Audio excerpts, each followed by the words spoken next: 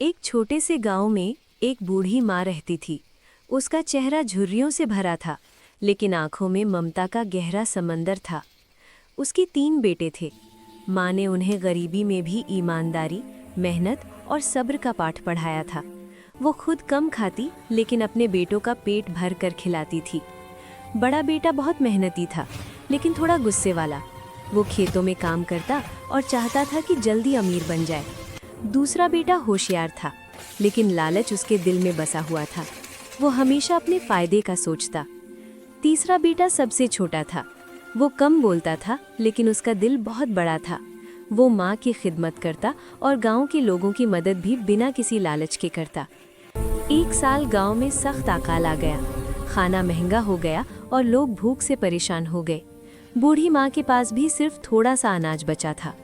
माँ ने अपने तीनों बेटों को बुलाया और कहा, बेटा, जो भी हमारे पास है उसे बांटना ही असली दौलत होती है।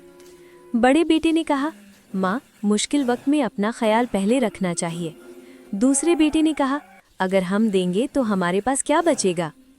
तीसरे बेटे ने चुपचाप अनाज उठाया और गांव के भूखे बच्चों और बूढ़ों में बांट आया। कुछ दिन बाद गांव के लोग तीसरे बेटे की नेकी से इतना मुतासिर हुए कि सब मिलकर उसकी मदद करने लगे। किसी ने अनाज दिया, किसी ने कपड़े, किसी ने काम। धीरे धीरे उसका घर भर गया। बड़े और दूसरे बेटे को अपनी गलती का एहसास हुआ।